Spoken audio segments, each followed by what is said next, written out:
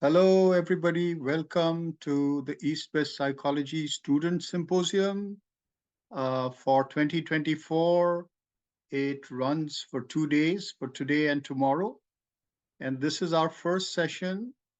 And the session is titled The Arts and Aesthetic Attunement. And so we have a period of 1.5 hours. We go from 4:30 to 6 p.m. and we have three speakers.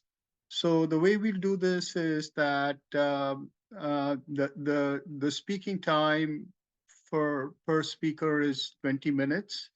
So I would like to open the floor to the speakers so that they can speak. And I think we'll keep the questions till the end, so that the speakers can speak and we can get a window of time, and there can also be a little discussion among them, and we can have a chance to take up each one of their talks and have some um, participation and audience question and answer. And so without further ado, I would like to introduce our first speaker. It's Leslie Grasa, and she is going to talk to us about the cost of knowing. So the floor is all yours, Leslie. Thank you. I have a bit of a performance, so I'll begin. What is the cost of knowing? Take off that mask and find out. Put down some breadcrumbs in case you want to find your way back, and then pray the birds eat them all up behind you. Standing in the full glorious truth of who you are is fucking uncomfortable for all involved. 30 years in the desert. I need a bath. Had I known the cost going in, I'd have looked the other way. Good thing I didn't know. A paradox. The knowledge that exposes your fears can also remove them. Seeing through these cracks makes you uncomfortable because it reveals aspects of yourself you don't want to own. Admitting your darker aspects allows you to break out of your self-imposed prison, but it will cost you. Gloria Anzaldúa. I am preparing for my presentation between anxiety attacks. I did not anticipate that writing a presentation detailing Gloria Anzaldúa's 7 stages of conocimiento, knowing, would send me on my own journey through the stages. I had imagined creating a riveting academic offering with such clarity and grace that I might even win an award. Perhaps one of those little trophies they used to give spelling bee winners when I was in grade school. Instead, I am being bombarded daily with brutal thoughts, memories of hurtful words people have said to me, combined with crippling negative self-talk, all because I dared to consider the possibility of living a life free from the limiting confines of the dominant paradigm. The story of colonialism and capitalism that privileges the few and keeps the rest of us chasing unattainable dreams while making sure we know that annihilation is the price for even acknowledging the story, let alone trying to step out of it. This is the cost of knowing, and it is real. I also believe it's worth it. I know, at least I'm pretty sure, I will eventually move through this process and be more clear, vibrant, and grounded for the effort. I will also be of more benefit to the world. Therefore, I will share with cortisol and adrenaline flooding my body about my real-time journey through Anzaldúa's 7 stages of conocimiento. Stage 1, the rupture, where your life blows up. Good evening, I'm Evan Spengler, bringing you the evening news. We have received word that Leslie is going through something, an existential crisis of sorts. We hope to get more details soon, but first, on to Wanda Zeddemore with the weather. Wanda, what's it like out there? Well, Evan, it's pretty scary out here. It's raining. Wait, Leslie likes rain, so it's sunny. It's a blistering hot, sunny day, and the glare is so strong it hurts your eyes, even with sunglasses. It's like that. It's all very confusing, like thunder snow. Yes, Thank you, Wanda. Sounds like quite the storm. My rupture came in the form of a recently recovered memory from when I was 7 years old. A doctor offered to institutionalize me so that my parents could try again for a normal child. I had just been diagnosed with a form of muscular dystrophy, and my parents were informed that I would be a burden on them and on society. As a result of this, my little self turned to food to self-medicate, and I gained a lot of weight. I quickly learned to mask. Fitting into the dominant culture, which is able-bodied and thin, was a matter of survival. At the age of 7, I learned that I should not be a part of society and that I had to hide my disability and do everything possible to lose weight so that other people would think I was normal and I would not be locked away from the world. I've spent the last 46 years in hiding, terrified of being discovered, yet unaware that this was the main driver for my thoughts and actions. All I knew was I was failing at life by conventional standards. Despite decades of therapy, life coaching with endless goals and affirmations, courses on manifesting, somatic exploration, and trying every diet I could find, I was not fitting in, not thriving. Even learning about social justice theory in my 20s could not allow me to see my own place in systems of oppression. As John Weirgin says, we will defend internal consistency even in the face of contradictory evidence because that feels safer. I needed to believe that I could be thin and able-bodied if I just found the right program, tool, or diet. My life depended on it. Remembering and truly grasping that a doctor saw my 7-year-old as disposable jarred me into the undeniable truth that I will never fit into the dominant paradigm. Even though my efforts to mask were always futile, I held on to the illusion that if I just tried hard enough, I could fix myself. This hope of social salvation kept me striving for nearly half a century. I wanted my mask to be reality so desperately, and I worked as hard as any Olympic athlete in my efforts to achieve this. Now that dream has been completely shattered, and as Enzaldua says, I feel exposed, naked, disoriented, wounded, uncertain, confused, conflicted, and fragmented. Stage 2, Nepantla, where the new way and the old way duke it out. I feel the tension of incongruent belief systems playing out in my body. I know that I'm a product of this repressive culture, and I'm not alone in my panicked scramble to fit in. And yet the system is devious and brilliant in the way it keeps us feeling like it's always my problem, keeping the focus off society and on the individual. I feel lost. I know that ultimately it's up to me to find my way through this and heal myself. And it's also true that I do not fit into the dominant social construct. I never will. And this is what got women burned at the stake in times past, and my DNA remembers. Stage 3, the cost of knowing. I want to turn now to Rachel Stans, who's on the scene with Leslie. Rachel, can you tell us what's happening now? Thanks, Evan. I'm standing outside a suburban townhome. Leslie's been in the shower for over an hour. She's curled up on the floor of the tub with the lights off and the water pounding, and she doesn't seem to know what to do. Her cat is anxiously grooming outside the bathroom door, though he's also been eyeing Leslie's unguarded teddy bear like it's a giant squirrel. The bear is dressed in a full Hogwarts uniform, Gryffindor house, I believe. Hogwarts is a safe place for Leslie. She escapes there in her mind, and she uses the bear for inner child work. However, buying the uniform made her think about some of her money going to the notoriously transphobic J.K. Rowling, and she thought about all her trans friends, and instead of helping, this purchase just sent her over the edge. Thank goodness for the seemingly never-ending hot water tank, though she's aware of the precious resources she is consuming in her comfort-seeking, and this causes stress as it eases us. There is no escaping the colonialism-capitalism stronghold. For now, we just have to wait and see if or when Leslie can climb her way out of that bathtub. Back to you, Evan. Thank you, Wanda. Let's hope she makes her way to a warm, fluffy towel. When you surface to the present, your unrelenting consciousness shrieks, "Stop resisting the truth of what's really happening. face your reality. But salvation is elusive, like the scent of a dim memory. Though you want deliverance, you cling to your misery. Gloria Anzaldúa.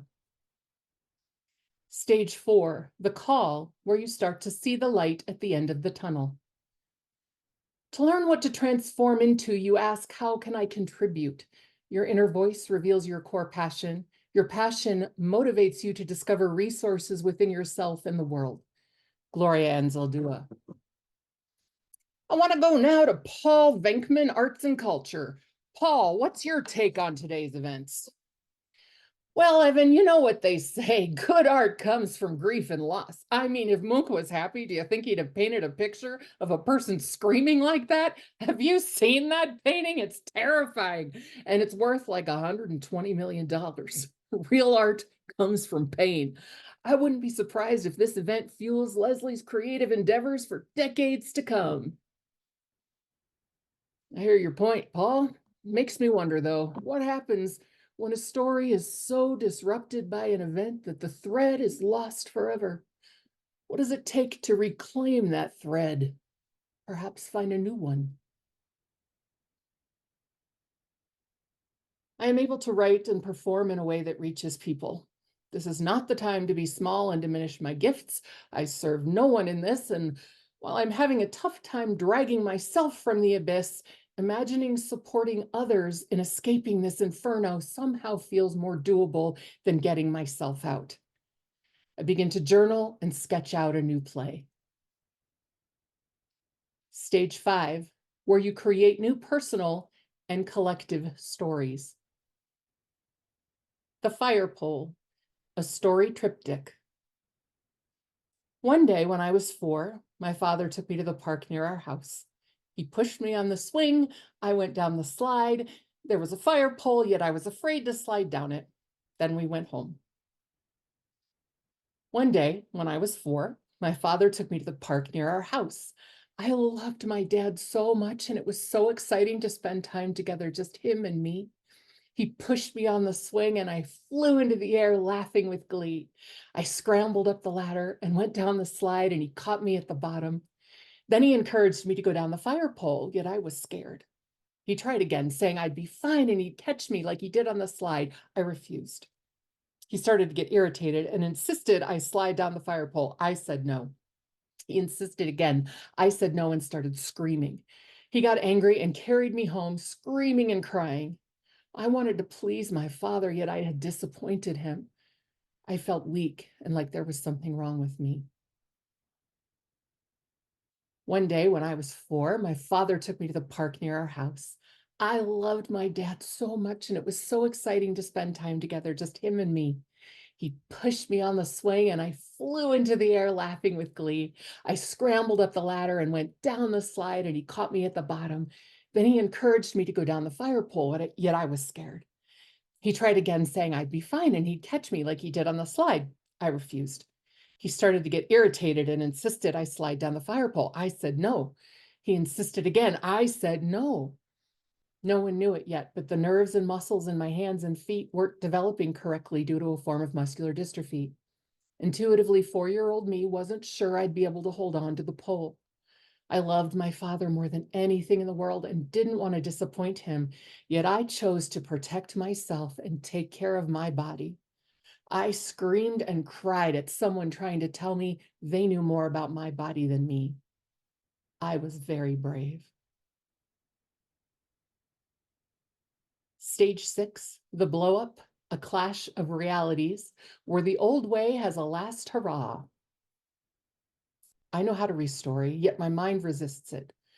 No, this is the story. I am disposable. I do not deserve to be alive. I should be locked away so no one ever has to look at me again. This story is real. It cannot be changed. Thought experiment. What if my story is just a story?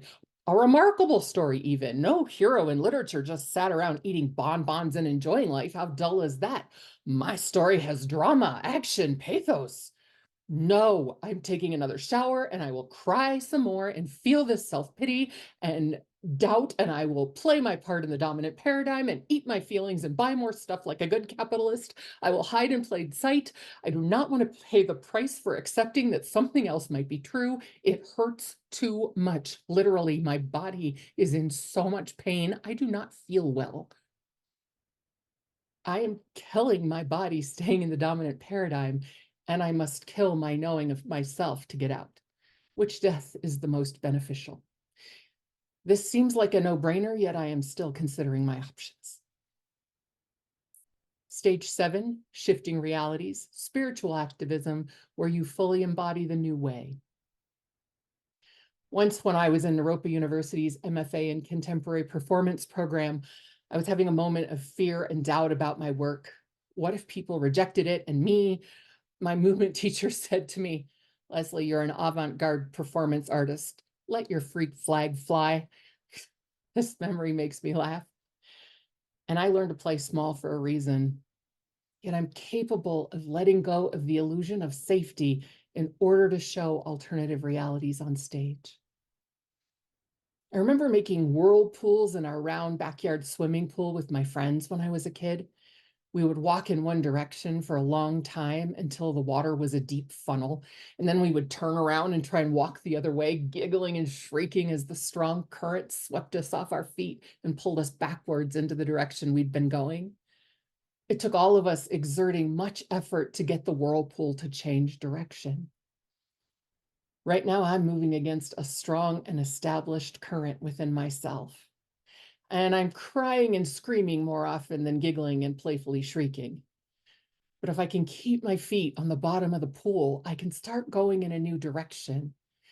It will take effort. Yeah, maybe it can be fun if I let it. I see the beauty in this and the power and possibility for real change for myself and for the collective. I think of John F. Wigan's 4 key enablers of constructive dissonance. They are a clear but manageable challenge, a flexible structure, a setting for deep work, and clear criteria for performance, concrete feedback, and freedom to fail. They give me hope and comfort that I can make it through to the other side. The course that was the catalyst for my current conocimiento journey, Restoring Ourselves, Restoring the World, taught by Ishtar Kramer, provided the enablers, and this is allowing me to do this deep work. As challenging as this process has been and still is for me, I've been able to see and understand something that has eluded me for decades. I have a new appreciation for what it takes to teach classes that change the world one student at a time. I do not know what my life, both my internal landscape and my external presence, will look like once I am finished with this current journey through Anzaldua's 7 stages of conocimiento. I do know that this is a profound shift, and that by waking up to my own brilliance and stepping out of the limiting structures of the dominant colonialist and capitalist paradigm, I'm performing a radical act. The cost is death.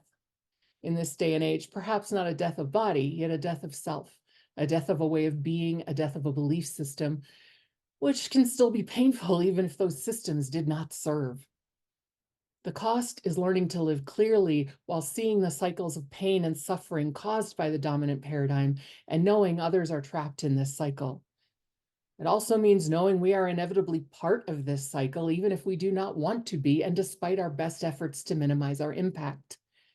I typed this on a laptop computer, most likely with parts made by forced labor, perhaps even the forced labor of children.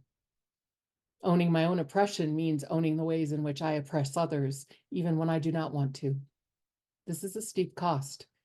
And paying the toll means I am consciously engaged in solutions instead of unconsciously paying the cost with my own body of living the status quo. I bow to Gloria Anzaldúa and everyone willing to make the journey through the 7 stages of conocimiento. The cost is real. Well, clearly this story is still unfolding. We will continue monitoring the situation and bring you updates as soon as they happen. For now, that's the news. I am Evan Spengler. Thank you to our entire news team, and thank you to our viewers. Stay safe out there. Not too safe. Remember, discomfort is the price for change. Good night. Thank you. Thank you very much, Leslie. And I wanted to let everybody know that Leslie is doing her creative dissertation, and that's the aim or the objective of the creative dissertation track, which is to be able to present something which is creative as a form of academic knowing. And so thank you so much for setting us off on this journey and on this way of knowing ourselves and of expressing ourselves, expressing our self-knowledge. We will now move on to Sasha Bainer, and her topic is the art of listening and sonic resonance. Sasha, it's all yours. Thank you, Leslie. That was amazing. I'm going to share my screen, if that's okay. Let's see how this works. Okay. Can everyone see this? This looks okay? All right. You can hear me okay? Great. Yes, we can, Sasha. Okay, perfect. Well, I'm Sasha Bainer, a master's student in the EWP program. Today, I'm going to present part of my paper titled The Alchemy of Listening, which I wrote for Sylvia Nakash's class, Art of Listening and Sonic Resonance, which I just took this spring. I appreciate the way this class allowed me to integrate so much of what I've learned at CIIS. This paper is my attempt to capture a slice of my deepening connected understanding of the EWP program, impart what I learned about listening and consciousness, and uncover why these ideas are relevant in our era of polarization and conflict. Okay. This paper was originally inspired by self-reflection on the praxis of deep listening as envisioned by Pauline Oliveros as a framework to assist Enneagram Type 2 helper archetype individuals evolve within relationships from an orientation of people-pleasing into one of witnessing and receiving. This is a personal topic for me because my name Sasha means helper. In my paper, I unpack this dynamic of the helper archetype, explain a bit about alchemy, consider ideas around listening as alchemy, as they relate to the 4 cardinal directions of the EWP compass. Due to the length of this presentation, I'm only going to touch on East, West, and the world today. But let's start with listening. According to Pauline Oliveros, deep listening, quote, deep listening involves going below the surface of what is heard, expanding to the whole field of sound while finding focus. This is the way to connect with the acoustic environment, all that inhabits it and all that there is. We listen in order to interpret our world and experience meaning, end quote. Deep listening is a process of becoming self-actualized and decolonized, opening to a freedom of cosmic consciousness in which one merges with the many. Deep listening does not come naturally to the helper archetype, who approaches listening with an agenda of self-promotion through service to the other person. The habitual apparatus of self-protection results from a feeling of being unworthy and unlovable. Helpers believe people will only love them if they are perceived to be of service. Although their actions may appear altruistic, they originate from a desire to create dependency, allowing the helper to feel indispensable. Helpers fill the duration, to quote Bergson, of space with a conversation and a personal monologue that seeks to demonstrate the helper's ability to support the other person. Their primary focus is on addressing their own concerns to feel worthy and loved. No matter how much the helper may seem to care about the speaker, they are not listening. They are deaf to everything but their own perceived needs. By listening as a helper, the world is pushed away. The pain of being around people in pain is pushed away. In contrast, to deep listen is to tolerate pain. It is to bring in a quality of receptivity, to experience everything and to merge with it. In this model, unpleasant forms are no longer othered and deemed needing of help. A paradox unfolds as the habit of listening as a helper gives way to a praxis of deep listening. Through self-reflection, the helper becomes conscious of their tendency to control as a mechanism of maintaining safety. Personal boundaries grow as the helper releases the urge to control through service by asserting themselves into the speaker's narrative. Paradoxically, that boundary is rendered porous because deep listening allows the subject to enter the object. The helper who can employ deep listening receives the full story of the speaker without intervening. Deep listening transforms what once was a play of power into a surrendered, authentic interaction based in reverence for the other. To look at this through an alchemical lens, deep listening can be seen as Jung's concept of the prima materia.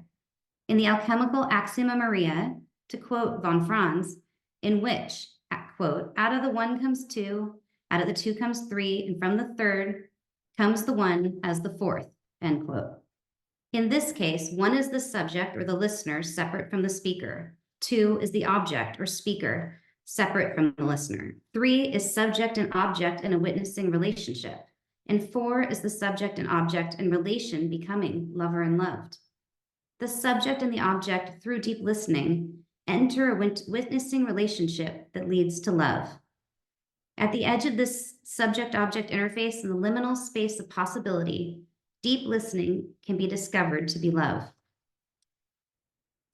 Okay, so let's go to the West. The Western direction of the EWP compass houses depth psychology, which is inherently alchemical. We find that in books such as Psychology and Alchemy by C.J. Jung, or Alchemy, An Introduction to the Symbolism and Psychology by von Franz. The idea is here is that as one's perspective expands to include conscious and unconscious elements, something new is created that changes the conscious element. This alchemy occurs in the encounter of the unconscious with the conscious in such spaces as counseling, which is based on a confessional model. From this vantage, confession is a form of inner listening alchemy. Jung describes confession as a tool of unification. Quote, nothing makes people more lonely and more cut off from the fellowship of others than the possession of an anxiously hidden and jealously guarded personal secret. The tremendous feeling of relief which usually follows a confession can be ascribed to the readmission of the lost sheep into the human community. His moral isolation and seclusion, which were so difficult to bear, cease. Herein lies the chief psychological value of confession, end quote. This relief or well-being is a byproduct of deep listening. It is through the function of deep listening to the self that one can confess. In depth psychology, we find that both Freud and Jung use confession and analysis to provide an encounter with the unconscious as a way for the analysand to listen to what lies beyond their societal programming. Freud wrote, quote, in confession, the sinner tells what he knows. In analysis, the neurotic has more to tell. Or in other words, Jung wrote on the concept of cathartic confession that, quote, the goal of the cathartic method is full confession, not merely the intellectual recognition of the facts with the head, but their confirmation by the heart in the actual release of suppressed emotion, end quote. Confession in this light is transformational and latent with potential for new growth. Margaret Klenk, a Jungian analyst, articulates this very well. Quote, a narrative can function like a womb in which the fetus lives solipsistically, hard word for me, enmeshed with and dependent upon the mother's system. In that analogy, a confession is the breaking of the waters, the catalyst for birth of an independent reality, end quote. For the helper archetype, this independent reality is a new understanding of self as listener, no longer separate from the object of listening. Deep listening in confessional depth psychology transforms the subject and object and their relations to self and other. Jung has said that suffering is alleviated when, quote, one is aware of a higher consciousness looking on, which prevents one from becoming identical with the effect. A consciousness which regards the effect as an object and can say, I know that I suffer. It is precisely in this knowing, end quote. It is precisely in this knowing that one suffers, that one can make meaning of the causes of suffering, comprehend something beyond the literal, and find peace. The alchemy that gets me the most excited is the way that listening not only transforms the subject's relation to self and other, but it also frees others to interact in different and new ways with the subject. To quote Margaret Klenk again, quote, interpersonal truths set us free to think and feel outside our complexes, and in turn set those free around us to interact with us in new and more related ways, end quote. This all points to how therapeutically deep listening as a confessional model of depth psychology can lead to new modes of being outside of societal, generational, or whatever programming may be present. This new mode is marked by freedom, deep interconnection, and integrated wholeness. To quote Lisbeth Lispari, as you can see on this slide, on exactly this point, quote, "It's how listening brings humans into being. Thinking, listening as a way of being creates the possibility of an ethics driven neither by rules and obligations nor by outcomes and consequences, but rather one that is drawn towards an ethics of attunement, an awareness of and attention to the harmonic interconnectivity of all beings and objects. By changing our thinking about listening, we may be free to dismantle the linguistic prison houses that confine us to preconceptions of our own making about who we are, what we do, and how we might live peacefully together and with others on this planet." End quote. So while I've been speaking about the positive use of confession in depth psychology, it's also important to consider how confession has historically been used to control. For example, the use of confession in Christianity has strong overtones of sin, in which Christ is heralded as the all-encompassing healer, teacher, philosopher, and physician, allowing disease to comprise essentially a deviation from standards of human health, belief, and behavior. Confession in this scenario can be determinate, and directive, in which the confessor does not engage in deep listening, but rather in dogmatic codification of past experience. Foucault's metonymical function of confession points to the potential for confession to hold this kind of a colonizing agenda that reinforces cultural norms to secure the forces of power. To quote Detail, quote, "Confession is a sine qua non of modern power. It's an essential component without which modern power could not be exercised."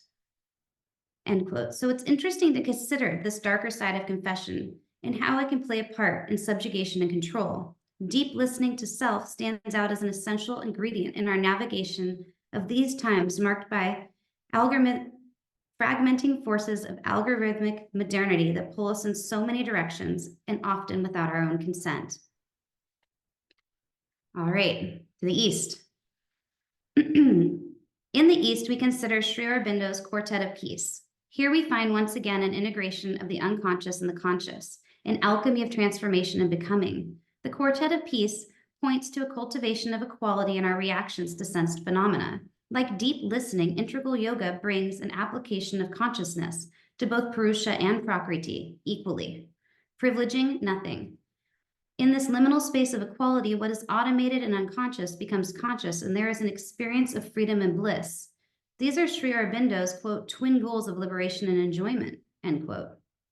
Now, quoting Debashish Banerji, which you see here on this slide, quote, "If we can bring equality dynamically and constantly into all our responses at every level and in every faculty and instrument of our being, the capacity for our nature to respond to and recognize itself as a form of action of this spirit develops, and we begin to experience a stretching out of the limbs," sort of as you see here on the slide, in this image, stretching out of the limits, and a transformation of functioning of our nature. The theory of Grasa and its contemporary avatar affect theory accentuates the value of deep listening in the Quartet of Peace for the helper archetype.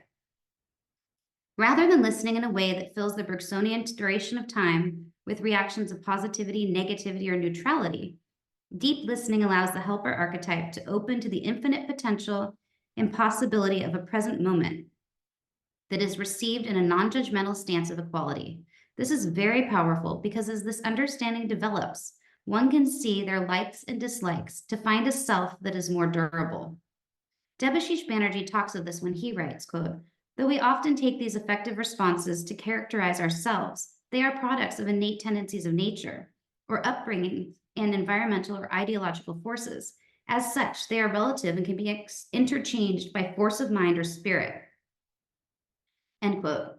In an unbiased, non-binary experience through deep listening, the helper can harness these forces and find delight in all parts of a conversation, knowing that whatever is present in a manifestation is a manifestation of the one.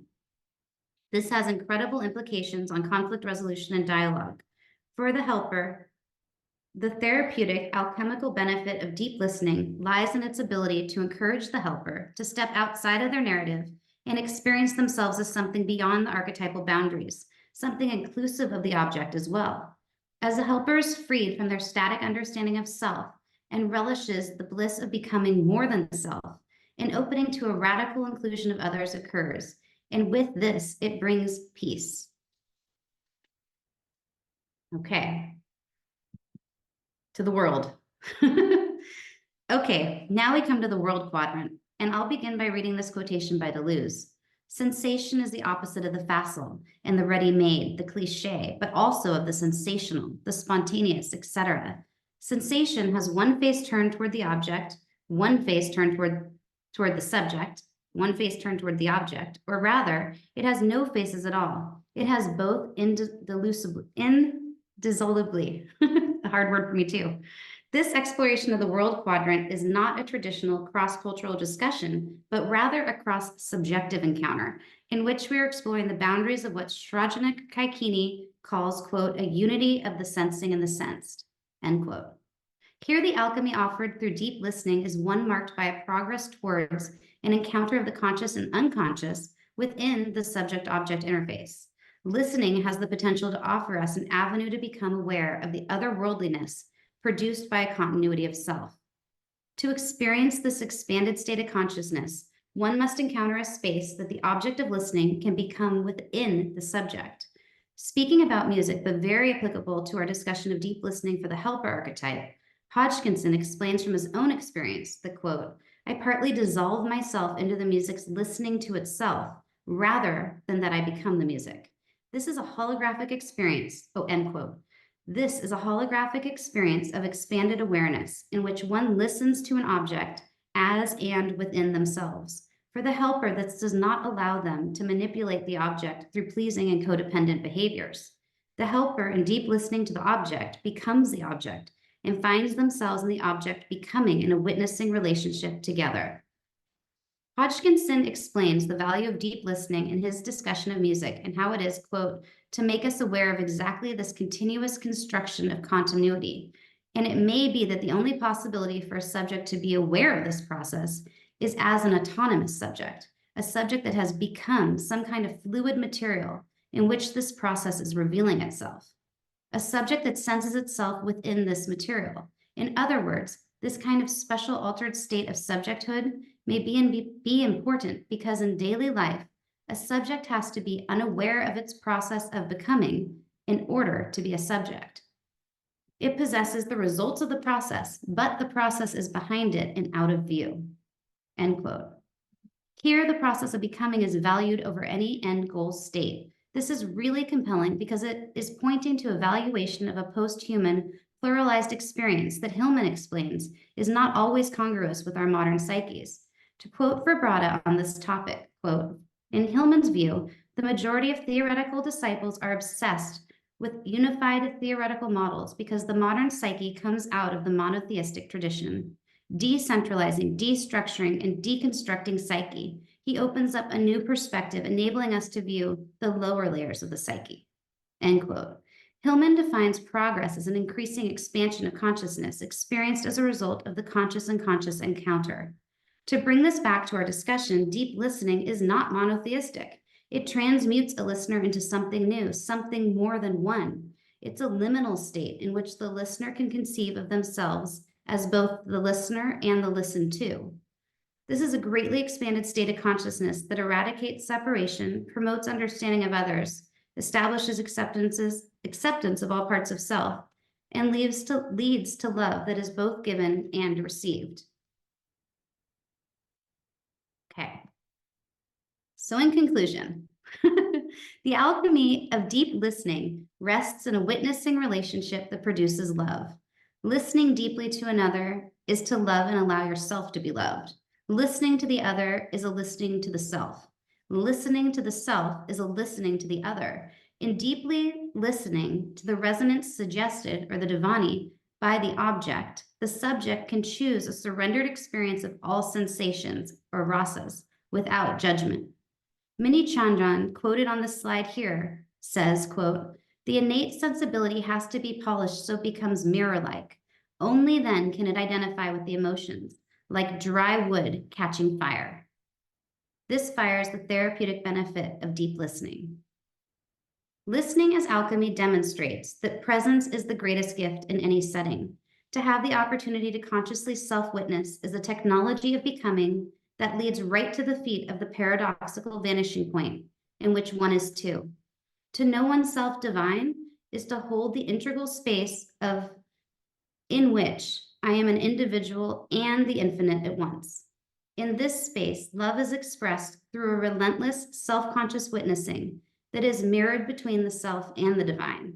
To really live these lessons is to abide in peace, trust, and faith, in which there can be no attachment to outcome or expectation, only an all-abiding bliss in creation and surrender to the infinite potential, yet unmanifested. So thank you all for your presence today and for allowing me to share these thoughts that have been developing inside me. I'm so grateful for the opportunity. Thank you. Thank you, Sasha. That was lovely, and such a kind of a journey to 3 of the quadrants that you mentioned, and the power of deep listening, the alchemical power, I'd say, of deep listening, as well as the possibility of mutual transformation as the power of love. So now let's move on to the third speaker, and that is Jonathan Kay. Jonathan will speak to us about integral sound images, aesthetic ontogenesis, and revolutionary sound worlding. Jonathan, it's all yours. Thanks, Debashish. Everybody can hear me and see this? Right, I slightly changed the title here. Called Universal Tonality and Revolutionary Sound Worlding. So I'll jump right in. So a little bit about what I'll be presenting here. Trying to find the horizon between music and philosophy. And number one, to reconsider the relationship between sensation and thought, to understand the convergence of art and politics, and to explore how improvisation in the sonic arts can offer alternative models of inventive and creative world making.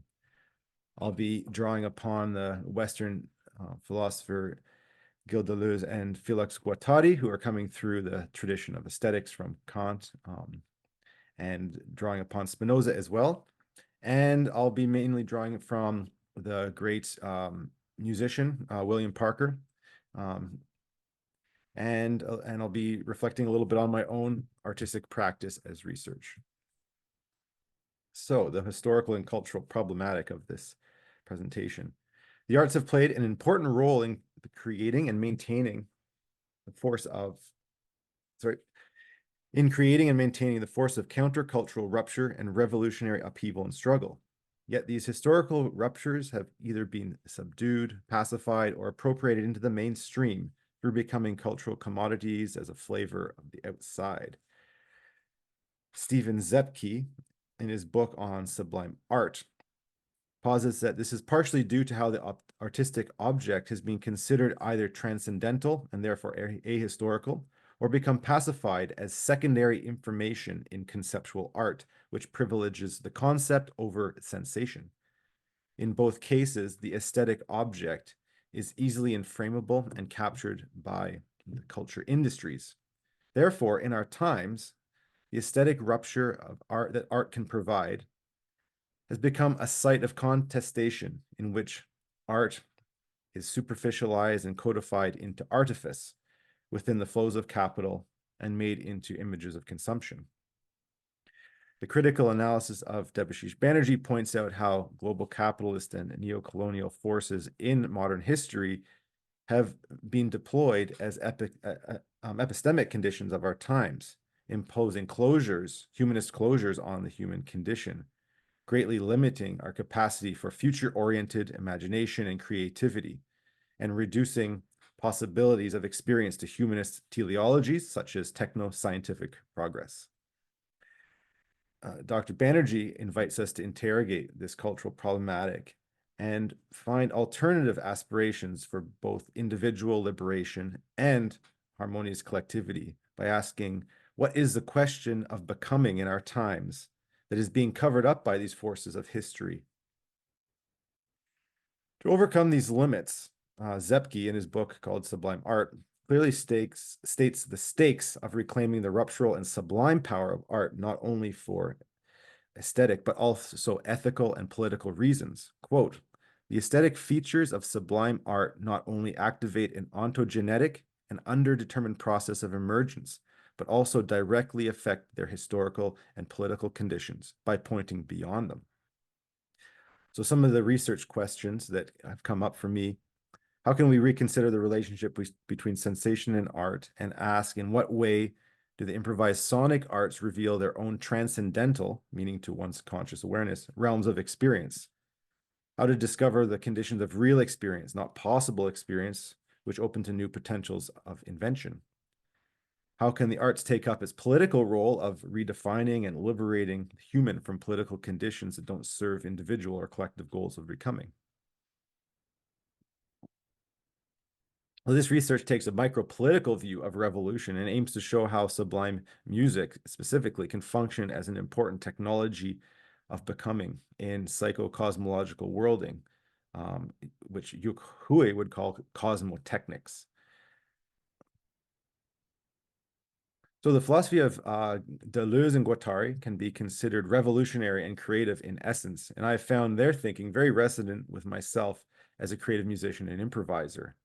Here are some short quotes that can help contextualize how the arts in their work intersect with the overall revolutionary motivations of this research. Quote, art thinks no less than philosophy, but it thinks through affects and percepts. A work of art has nothing to do with communication. A work of art does not contain the least bit of information.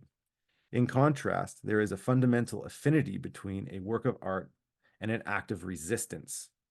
So here we can see that the aesthetic realm of existence clearly offers us something very important, a certain kind of thinking that isn't reducible to communication or information.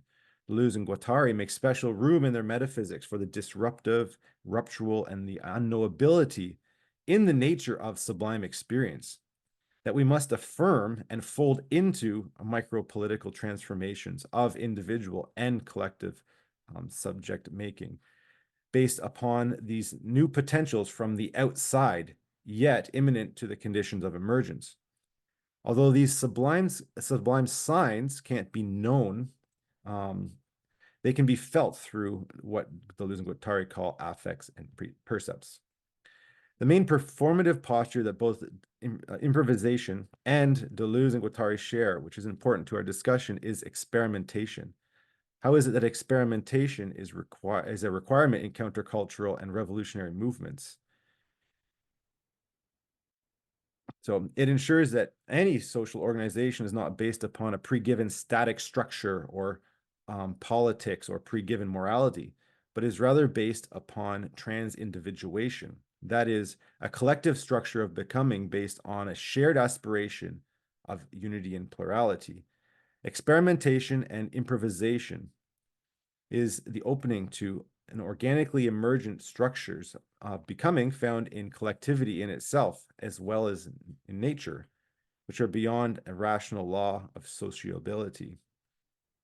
In short, an open system.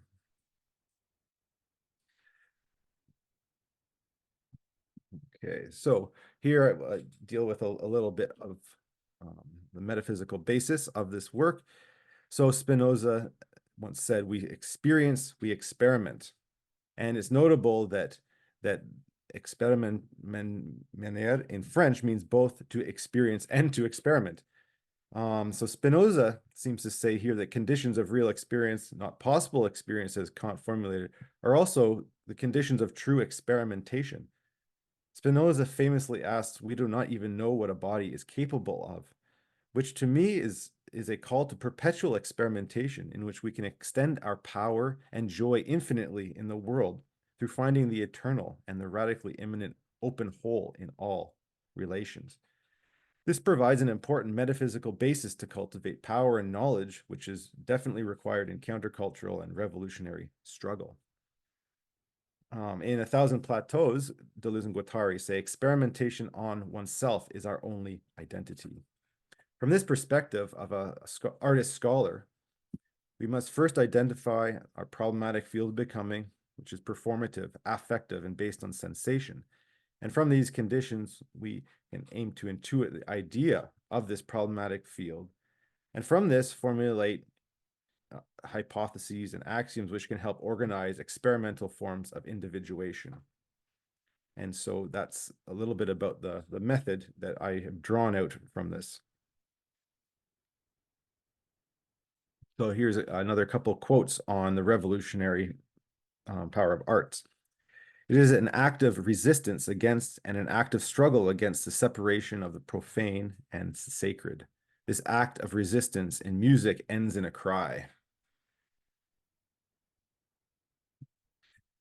And the second quote, this is precisely the task of all art, and from colors and sounds, both music and painting similarly extract new harmonies, new plastic or melodic landscapes, and new rhythmic characters that rise them to the height of the earth's song and the cry of humanity. That which constitutes tone, health, becoming, a visual and sonorous block. The victory of a revolution is imminent and consists in the new bonds it installs between people, even if these bonds last no longer than the revolution's fused material and quickly give way to division and betrayal. So Deleuze and Guattari speak here of the bonds that art installs between people, which can be understood to me as the fabric of trans-individuation, and similar to the calls by cultural revolutionary musician and poet William Parker, as we'll explore now. So a couple of quotes by William Parker. Art is the blood of the people, whether they are aware of it or not. It is still the role of the musician to incite revolution, spiritual and human change. If your art is doing what it is supposed to do, you should be on the most wanted list. And in the next quote, he also calls for cultural revolution. Cultural revolution is needed now. We have to make an open call to all beings to heal and to get to work, to come out with songs and chants blazing all day and all night to unlock the secrets of the shadow world, to cultivate and learn the new music systems that will allow us into the tone world, to dance until the day is born. So in an album and a book, actually, of the same title, Universal Tonality, here's a quote speaking about improvisation. Musical composition is a holding pattern until we learn to improvise. Once we know how to improvise, we can move on to a form called universal tonality. I did not invent this form. It found me. Universal tonality is another name for love. And when I was in school, I noticed that there was great Can you hear wisdom this? and knowledge in the sky. Shortly after that, the sky translated itself into music, the tone world. It swallowed me up the way a whale would swallow up a guppy dipped in mama's homemade tomato sauce. It is through sound that I learned how to live, to live. I have become one with the mystery, and it is an overwhelming project. The closer you get, the further you are away from it. The closer you get, the further you are away from it. Then one day my father came home with a saxophone and a brown wooden case. I got you a soprano sax. It was the most beautiful thing I had ever seen in my life. In my life. The next week I was sent to the Cosmic Music School, where I was trained in all aspects of healing through sound, trance systems, tone systems, heartbeat codes, blues and melodic systems, harmonic systems, compassion systems, myth and dream systems, ritual systems, mystery music systems, celestial music systems, spiritual music systems, ceremonial music systems. It was a revelation, this study. Learning that life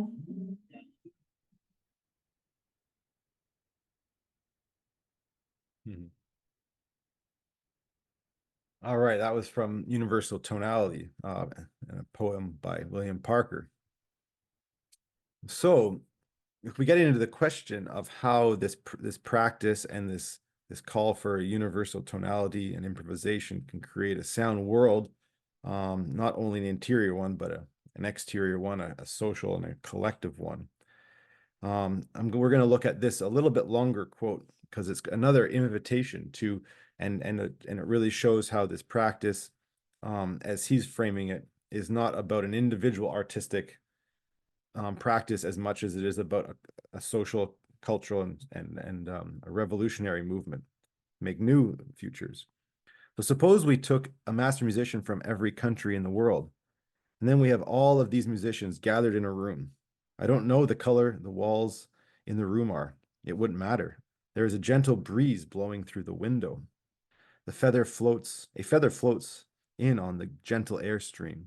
When the feather touches the ground, the music begins. Nothing is said. There are no keys, no chord changes, modes, or notations. In one sense, we are all like little children playing games. We all speak different languages, but we feel each other. The music guides us. All we have to do is listen. All we have to do is feel. So here we can see how he imagines we can open to all of humanity at once through being guided by a shared aspiration through experimentation and improvisation, and searching for something he's calling universal tonality. Yet this goal of becoming, and any praxis towards its realization, is definitely being covered over by the epistemic conditions and the overdetermination of mainstream capitalist and consumerist subjectivities. So we need to more deeply interrogate the problematic conditions of sound worlding. And here, Deleuze and Guattari can aid us in thinking beyond these closures. So, according to Deleuze, a dogmatic image of thought is our inherited epistemic and ontological conditioning, which synthesize experience through a rational cogito I that thinks, and a self-consistency based on a self-identity, or a self with a capital S. To overcome this, Deleuze and Guattari provide open sets of prompts or invitations and alternative praxis to engage in a psychocosmic theater of individuations, which experimentally provokes points of rupture and breakdown through the closures and illusions of representation and its overdetermination of one's subjectivity. This is a transductive method of heterogenesis and is based upon Deleuze's notion of what I'll describe as reversed subjectivity based upon a fractured I and a dissolved self. We can see here the importance of the sublime as a point of rupture or breaking down and overcoming the conditions of possible experience to find the conditions of real experience. Deleuze says at one point, my whole structure of perception is in the process of exploding when we encounter a sublime moment. This gets at what Deleuze means by a dissolved self, which is to have a real experience of the a priori and inclusive disjunction of being and thought, one that turns against Kant's transcendental subject and its conditions of possible experience, and smashes it to pieces, in fact, to emerge instead in the, quote, already over man, whose scattered members gravitate around the sublime image, end quote, an image that makes the sun explode. And that was from Difference in Repetition. So we can see how Deleuze offers us a metaphysical and a dynamic structure of becoming, which improvisation can act as one way of opening individual and collective experiences to experiments, which is perpetually opening to the outside and overcoming any structural closures. Oh, wait a second. Yep, here we go.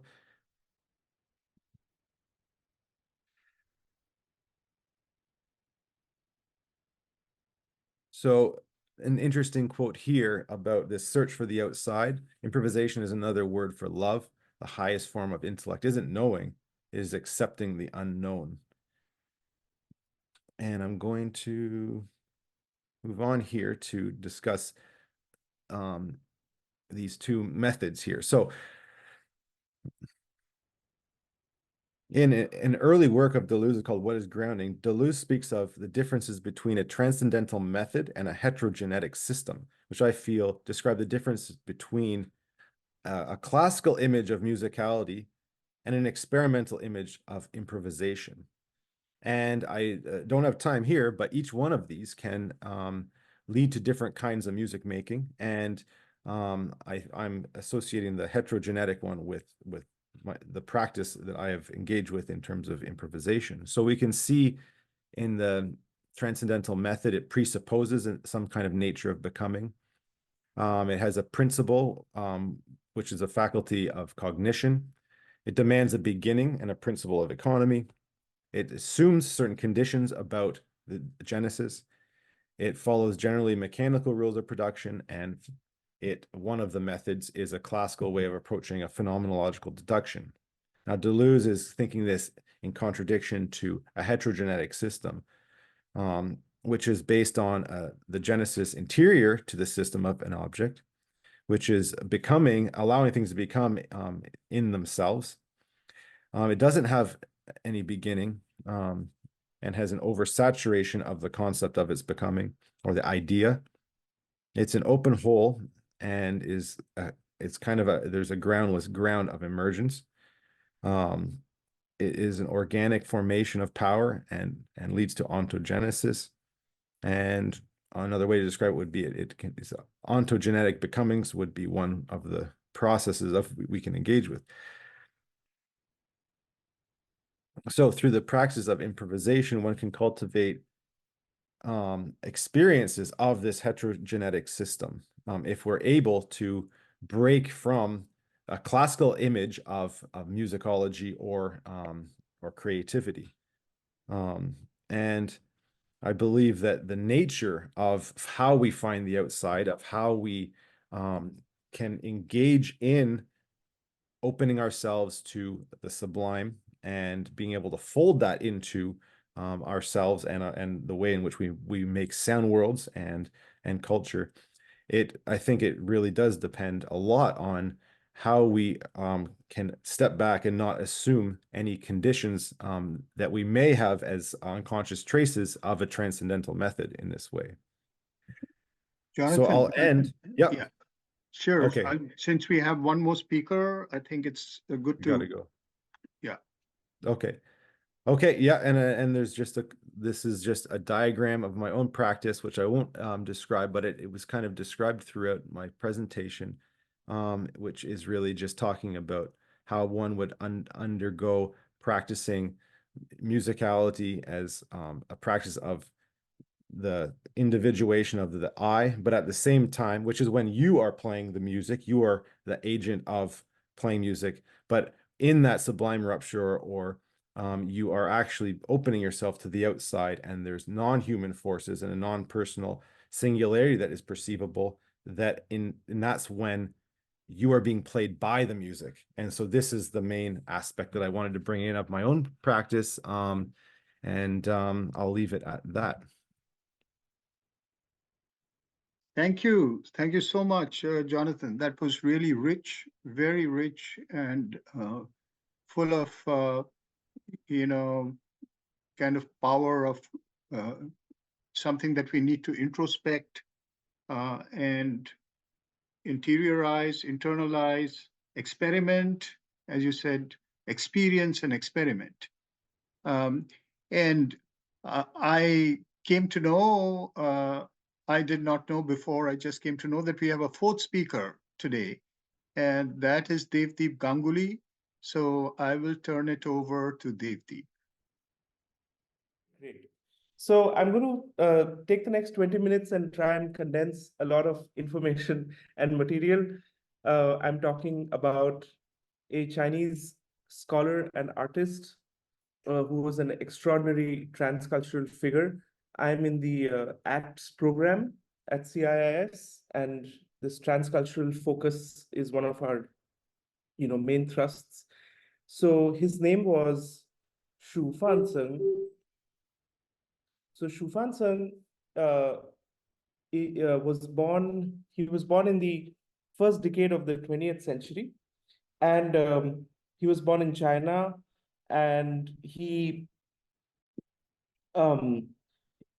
don't know much about his childhood other than some interesting coincidental facts, such as in school, Mao Zedong was his geography teacher before Mao Zedong went into politics. So there's an interesting contact there, but there's nothing much further that happens at that point. And then he goes to Heidelberg in the late 1920s because he gets a scholarship to study history and philosophy. And he returns from Heidelberg in a few years, comes back to China.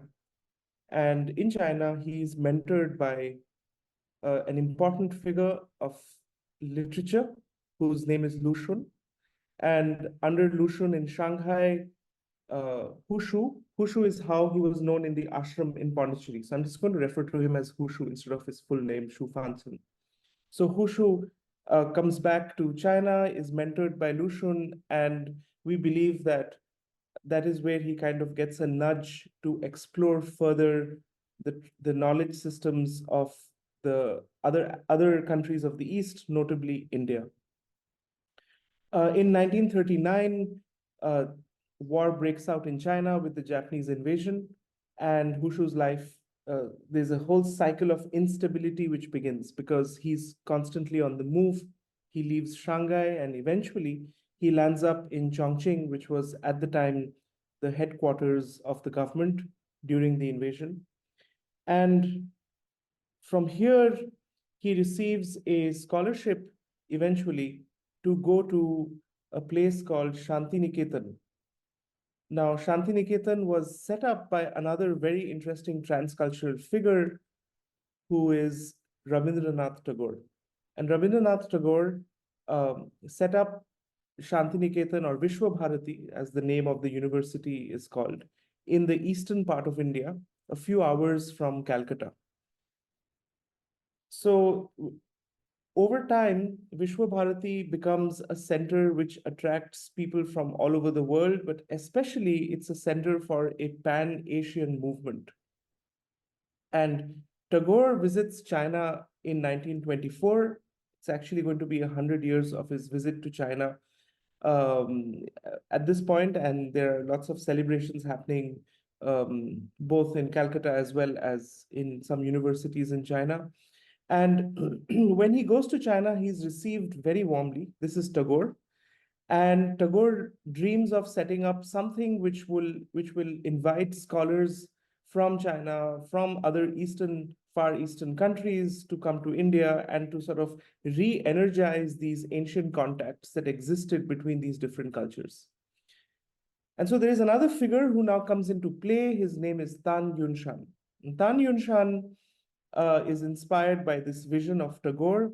And then in the 1930s, Tan Yunshan sets up an institution called China Bhavan. China Bhavan, literally the home or house of China within Shantiniketan.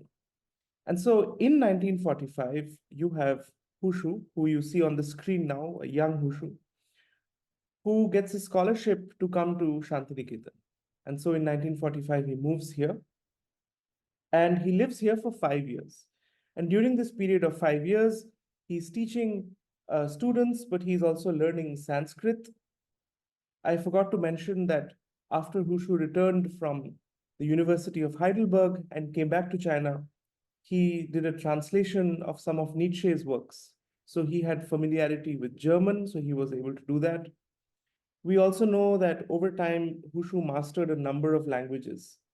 So much so that he was able to write translations on Heraclitus, the Greek philosopher. He learned Sanskrit, and then he did translations of classical Sanskrit poetry, Kalidasa. And eventually, after 5 years of spending time at Shantiniketan, Hushu then moves to Pondicherry in 1951. Now, what happens during this time is that there is civil war in China, as we know, in the 40s. And in 1949, after the establishment of the People's Republic of China, there is a period of uncertainty around these scholarships that were provided. and Hushu is a bit anchorless. He doesn't know where to go and what to do. He came from an aristocratic family. He wasn't sure about returning to China given the political uncertainties that were present at the time. And he went to Varanasi for a short while, but he was really looking for a home.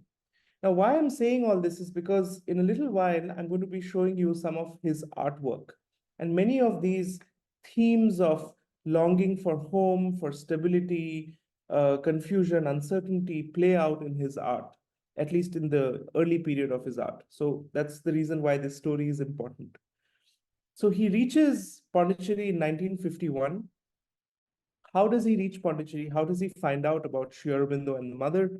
Well, we can only speculate, but the person who was in charge of the China Bhavan, that is Tan Yun Shan, had visited Pondicherry many years earlier, and he had he was profoundly touched by his meeting with the mother. He also had the darshan, the sort of the silent audience that Sri Aurobindo granted 4 times a year to people who were visiting. So he had also had the darshan of Sri Aurobindo, and those meetings had touched him very much, to the point where he had even proposed to Sri Aurobindo to be the honorary president of the China Bhavan. In any case, Hushu lands up in Pondicherry in 1951, and this is a time of great uncertainty in his life. And the mother truly receives him, accepts him in a way that is quite extraordinary. Not only does she permit him to stay in the ashram, but she provides him with all the needs, material needs that he had in order for him to continue to do his work. So what was the work that he was doing in Pondicherry? He lived in Pondicherry at the Sri Aurobindo ashram for 27 years. And then he returned to China in 1976. In these 27 years, Hushu translated most of Sri Aurobindo's major works into Chinese. And not only did he translate it, but the mother arranged for a printer, a printing machine to be imported from Hong Kong at her cost, and a salaried assistant to accompany that machine. And it traveled to Pondicherry in the early 50s. I don't know how the logistics of all that was worked out, but we know that there was a devotee in Hong Kong, Nandalal Patel, who played a role. But then he had a printing machine in his house, and the mother allotted a beautiful, very large bungalow on the beach road in Pondicherry for Hushu, where he was doing his translation work, where his translations were being printed at a time when there was no readership or audience for those translations, because they could not be sold in China of the time, and there was nobody in India who was going to read those translations. But the mother was insistent that that work goes on. And while he was doing this, he used to work 12 to 14 hours a day. On the side, he had a love for painting. And so he used to paint already when he was in Shantiniketan, and he continued painting in Pondicherry. This is a short poem that Hushu wrote when he came to Pondicherry. And it's quite an interesting poem. I'll just quickly read it. Besides offering a flower to the mother, nothing else matters living in South India. Flower blossom, flower beautiful, flower be divine, the divine itself silent, and the flower itself spring. Time flies, experience beyond the material is new. Timeless divine knowledge is ever fresh. This flower, this leaf, the essence of the present moment, this is the way to realization. For those of you who are familiar with the founding stories around Zen Buddhism, you would recognize also this kind of reference to the flower, the leaf, the present moment. So this is Hushu at work in his house in Pondicherry. I'll just show you a few pictures and then come straight to the art. Here again, this is his large bungalow near the beach.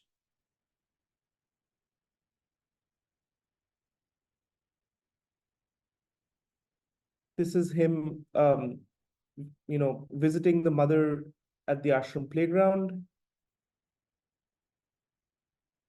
behind him, not the person behind him, but the second person is the assistant who came from Hong Kong, who lived in the ashram for about 5 years. Once again, you have him with the mother, and he dedicated all his translations to the mother. These are some of the books that were printed of his translations. All right. Now we come to his art. Unfortunately, I didn't see the time when I started. Jonathan, do I have like 10 minutes more, or how much time do I have? 5 minutes, Devdip. 5 minutes. 5 minutes. So we'll just go straight to the art. So this is the message that the mother had given for the exhibition that Wushu held in 1967, and it's a very profound message. It says, here are the paintings of a scholar who is at once an artist and a yogi. The lotuses are painted by him. I just want to highlight the 3 terms that she uses to describe him. The first is a scholar, which he was, as we have discussed, but he was an artist, and that's what we're going to focus on for the next few minutes. And then also a term that I have never seen the mother use for any other person in public in her own hand, or she never speaks about anybody as a yogi, but she refers to him as a yogi. And this was put up in the ashram notice board, which is quite interesting. So here are some more pictures of his exhibition. I'm going to run through these because we don't have time, and come straight to his art. So I'm going to show you 4 or 5 images without talking about them, and then we'll look at a few images with some commentary. All right, the focus of this paper is really to talk about transcultural mediations. So how are these different cultures and contexts coming together in the artwork? So here is a painting which has this calligraphy on the side, and this is what it says. It says, Bara Shanren paints mountains and rivers, often with nostalgia for the motherland. Now it is 1948, but I don't know if it is really different from 1644. So I'm copying this painting of Bara Shanren to express my feelings. Now this is very mysterious if you don't know the historical context. A little bit of research shows us that Bara Shanren is a figure in Chinese history who was exiled when there was a change of dynasties in China, and he is exiled to a monastery. I mean, he's exiled, he's on the run, and eventually he comes to a monastery where he stays for a certain number of years, and then he returns back to society. And 1644 is when this event happens. Wushu says now it's 1948. It's his last years in Shantiniketan. And I think this is the time when he's not sure what he's going to do or where he's going to go. He's not sure his life is so uncertain at this point. And interestingly, he also eventually lands up in a very different kind of modern monastery, which is the ashram. We don't have time for this one, so I'm going to skip it. All right, here is another beautiful painting. Now, willows and cicadas are very often themed in Chinese paintings, but this is an interesting transcultural mix that has taken place. There are no willow trees in Pondicherry in South India, but there is a vine which grows, which has some similar characteristics. So you have the cicada here on the branch of the tree, and this particular flower which grows on this vine has been given the spiritual significance of harmony by the mother. The mother she gave spiritual significances to flowers, and this particular one is called harmony. Now, Wushu engages a lot with flowers in his paintings, and this is the calligraphy on the side. It says, flowers and bamboo animate the spirit of poetry. The cicada is quiet, and the willows sparse. Now, in the original Chinese, there is a reference, there are 2 letters which are used from the Book of Change. So there is a kind of dynamic interplay between movement and stillness, because the cicada is kind of a noisy insect, but the night is still. And harmony is the flower which kind of reflects this interplay between stillness and dynamism. So there are all these interesting overtones that one can find in his artwork. Here is another flower which was given the name of Divine Grace by the mother. And Wushu writes Divine Grace in early seal script, old Chinese script on the painting. I'm going to come to a last painting and then stop there. This is unlike his usual works. It's a modern kind of work where you see all these different transcultural influences of Wushu's life coming together. It's a mysterious painting. We can only, interpret, but there is a Greek lyre, which is sort of enclosed in a kind of yin-yang kind of circle. You have Egyptian pyramids on the left. On the right, you have a conch shell, which is associated with Vishnu. It's a very Indian object. You have the moon and the planets. Wushu was very interested in astrology, so you have that, and then you have 7 something that looks like a snail. So 7 of these snails, which seem to be climbing up because of the way the lines are drawn. They kind of draw the eye towards an upward movement. And the snail seems to have some kind of ribbons tied to it. So it's almost like a little humorous reference to Chinese scholars who would wear these ribbons on their robes. So this seems to be like a semi-humorous work of art. And perhaps Wushu is seeing himself as a snail that's, climbing these 7 ladders of consciousness slowly over time, with all the influences of his life. So his interest in Greek philosophy, as of course he was deeply immersed in Chinese thought and culture, and also in Indian thought and culture. So these are some examples of transcultural influences in his art, and that's Wushu when he goes back to China, where he actually, though he lives a life in Pondicherry, completely unknown and very quiet. But once he goes back to China, his books start to get published and he gets more and more read. And today he's actually the subject of a lot of academic inquiry. So I'll stop with that. Thank you, Devdip. That was such a fascinating insight into the life of Shu Fancheng, and as a transcultural figure, a modern figure of transcultural art. And I would like to say a few words. I think that was a fascinating, panel set of speakers. There was a lot of resonance between the speakers, particularly the first 3. And in its own way, I'd say Devdip's paper as well has a kind of a underlying resonance with the rest of them. A theme I know that Sasha had to leave early, but a theme I would like to, highlight for these speakers as I was listening to them is the relationship of the individual and the world. It's the nature of worlding, and particularly in our times, because art as a form of becoming world is something which has its own power. It's not the power of academic writing, of distance writing, but a power of becoming. And so one of the things that I was noticing in terms of the themes that were being discussed from the very beginning with Leslie's presentation, which was wonderful, actually a kind of a creative presentation. And then with Sasha's talk about deep listening, and then, of course, Jonathan's work about, improvisation and the place of wording through improvisation, is the notion of this relationship between the individual and the world. The world is given to us, and the world is given in terms of certain ethics, certain aesthetics which are established, what Jonathan was calling classical aesthetics, and a certain political system. They all work together to maintain the world, and we find ourselves thrown into it. And it is not necessarily the world that makes us comfortable.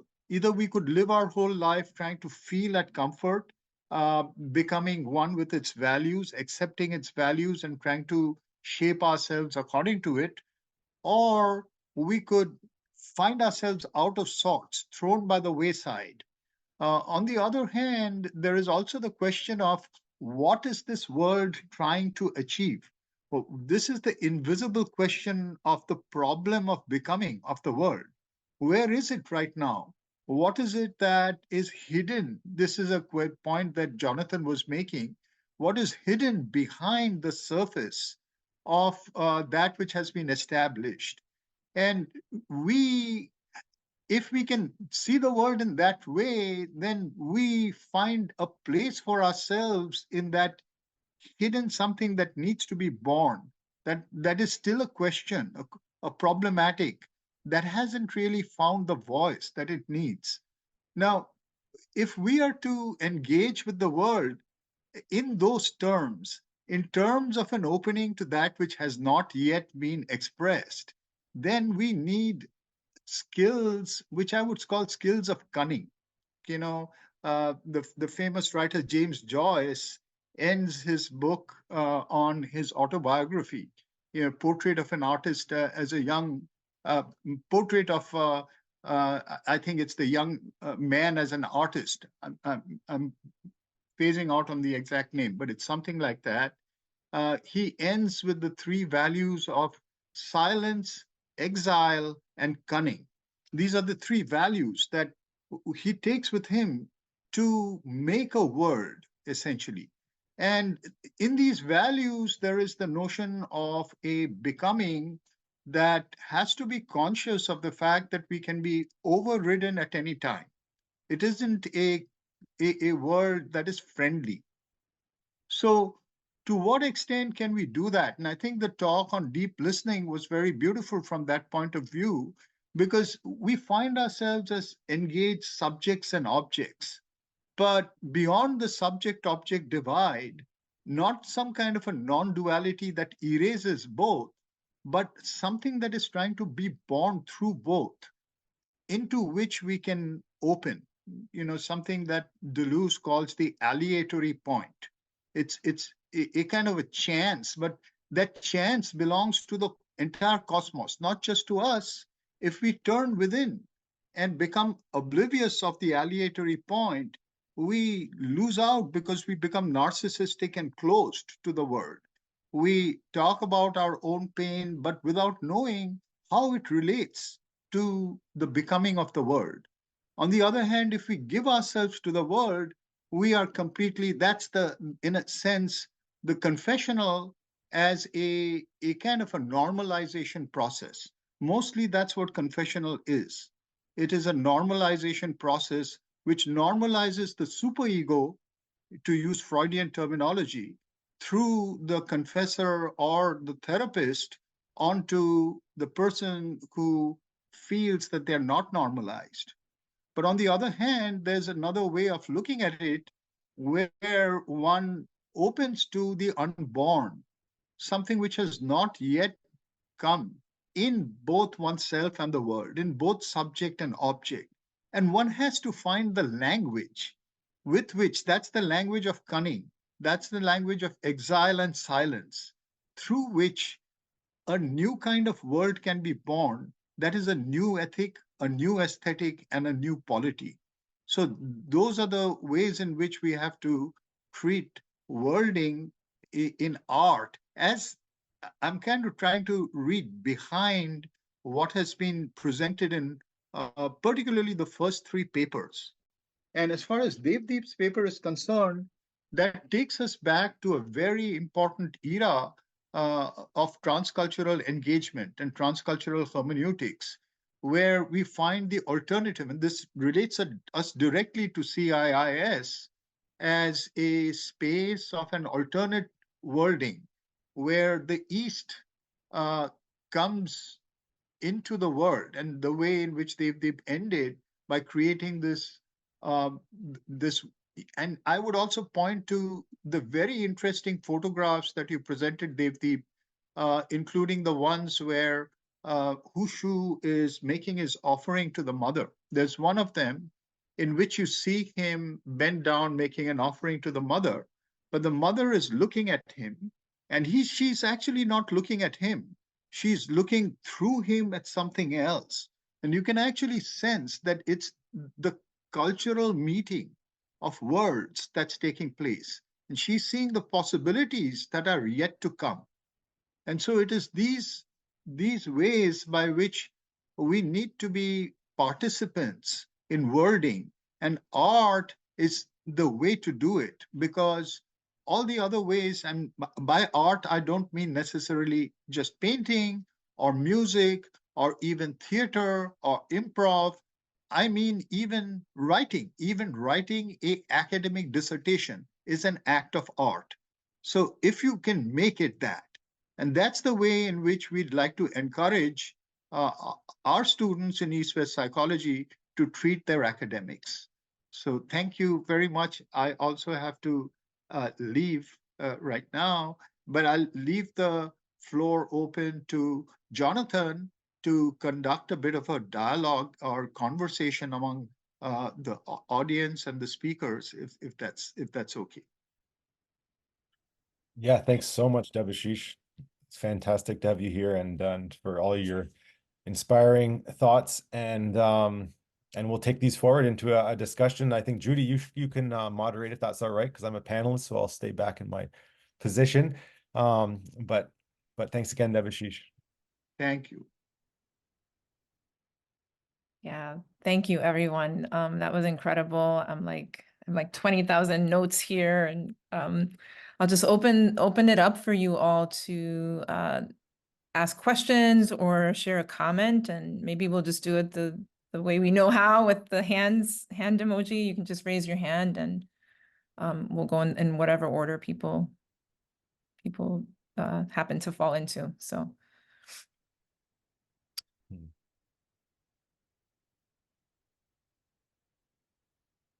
Go for it, Peter.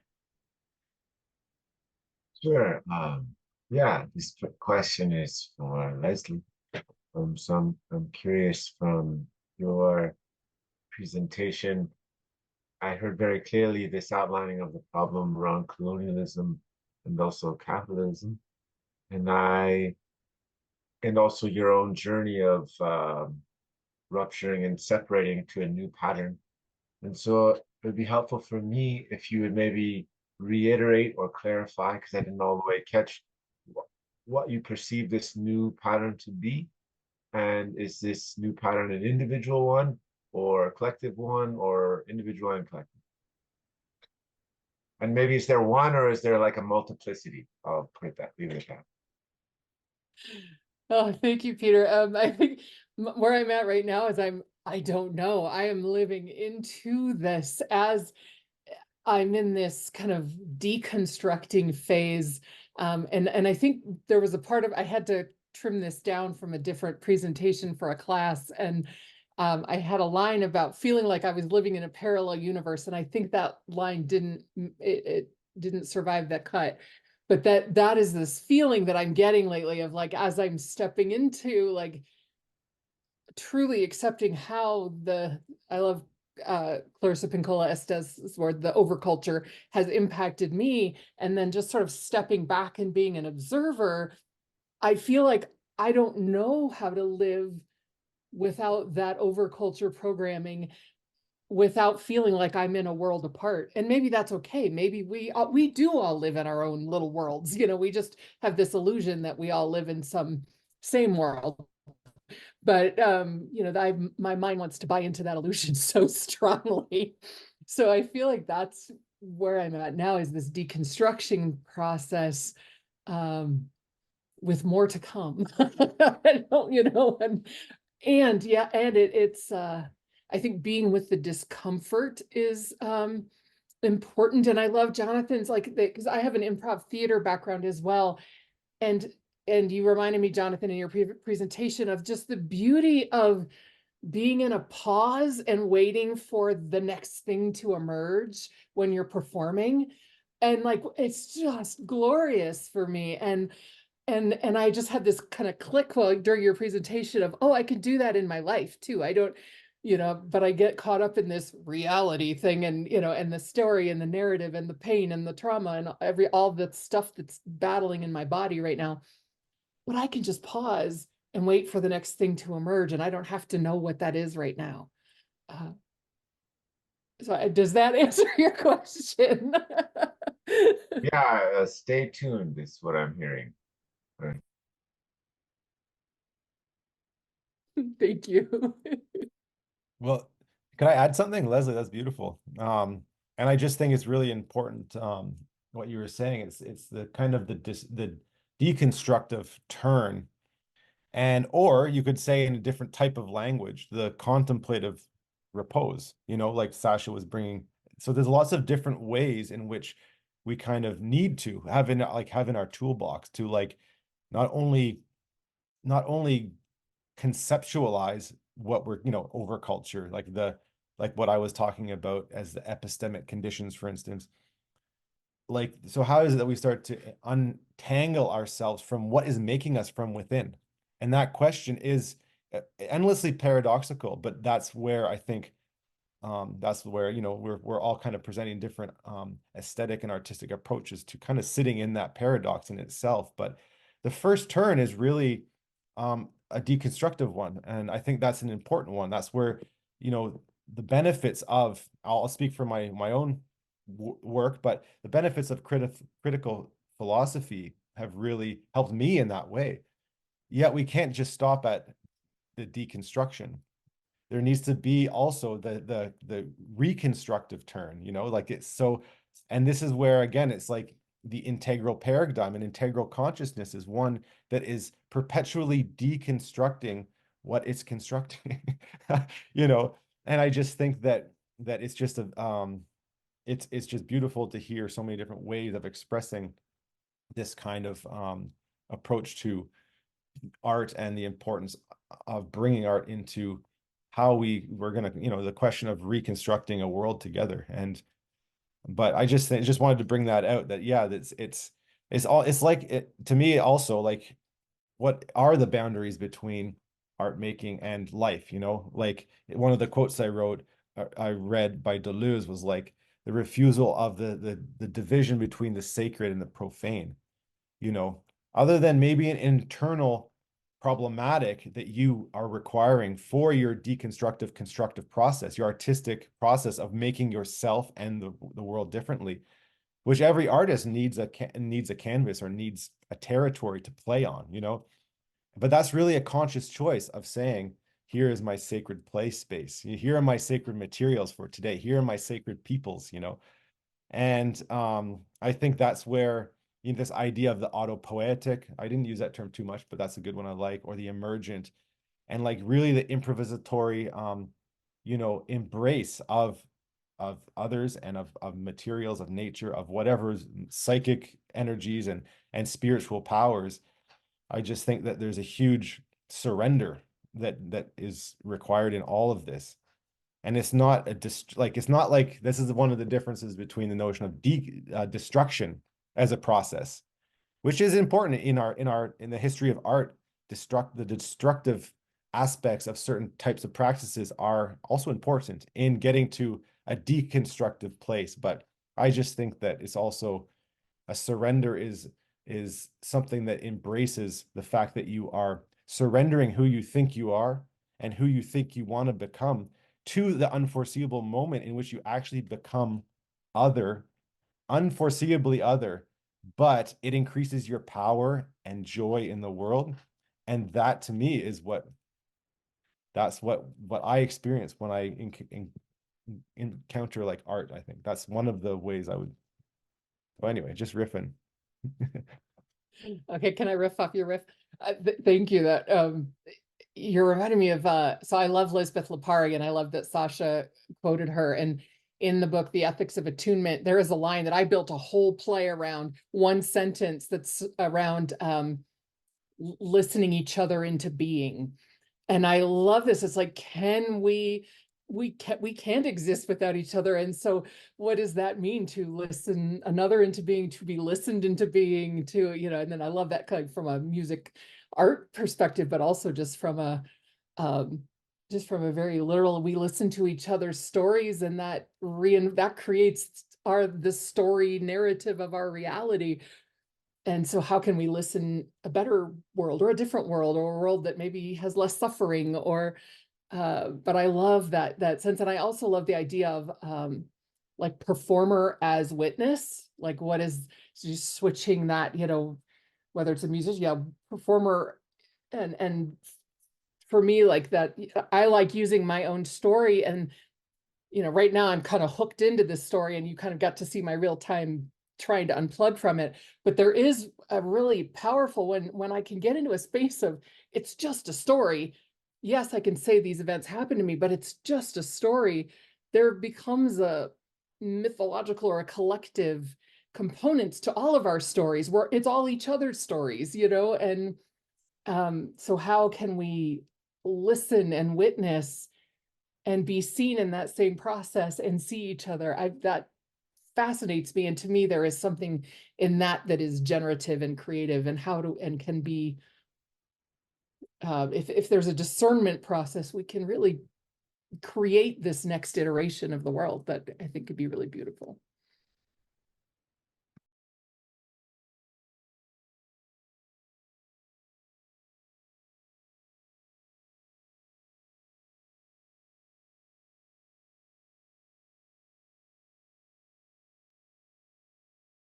Go ahead, Sakandra. Oh. Okay, we'll go with Dana then. Dana, you're both changing your minds. You're like, Oh, yeah. it's okay. Yeah, no, I'll just, No. this is such a great conversation. Thank you so much. The presentations were awesome. One of the red threads I saw through all of them was this whole idea of rupture.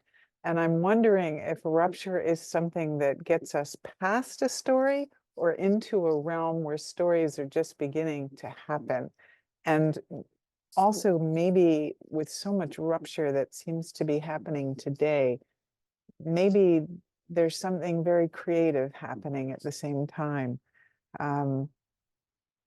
Yeah, so I just wanted to bring in that thread of rupture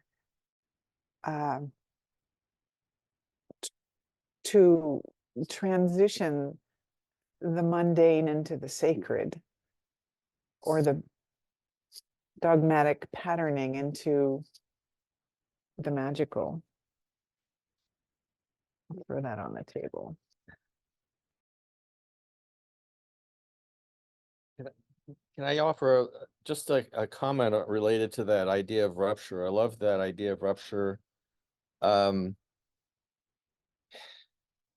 This is a precursor to my presentation tomorrow, but if you think about the caterpillar and its transformation into a butterfly, it goes into a chrysalis. And so you think about that as the rupture. In other words, for the caterpillar, it's moving into a chrysalis moment, and that's the caterpillar's rupture. And then within the chrysalis, which is amazing to me, is this gooey mess that is like just, you know, where all the cells that were the caterpillar are now reconstituting themselves into this new butterfly. So there is, I really believe you're right about that, the necessity for rupture, or, I mean, maybe you don't need rupture, but the point is that rupture is a part, it can be a part of movement to something new and creative and potential. So thanks for letting me comment.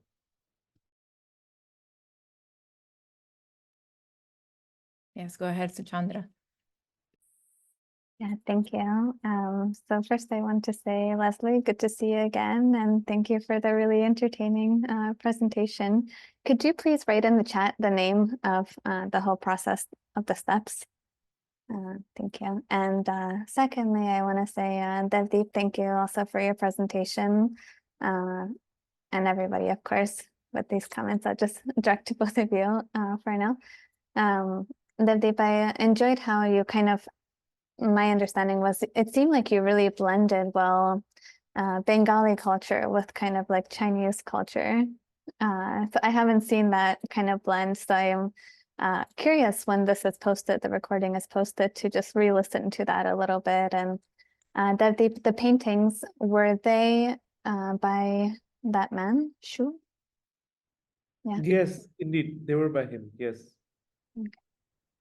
That is all. I think every presentation has really evoked more curiosity for me to investigate further. I'm not sure if these papers will be published, but if so, it would be good to read.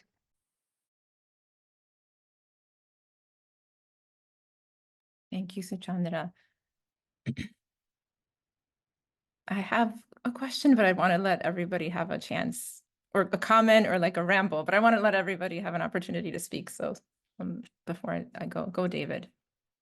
Hey, yeah, thank you. I appreciate all of them. Leslie, your vulnerability and creativity was incredible. So that was very very unique.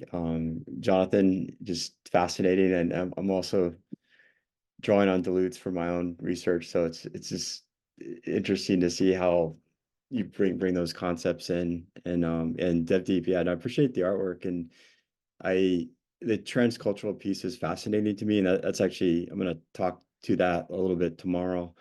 One thing that came up for me, and this idea of cultures and cultures being complex systems, and Edgar Morin writes about complex systems, and he came up with some principles of complex systems, and one of them is this idea of recursion.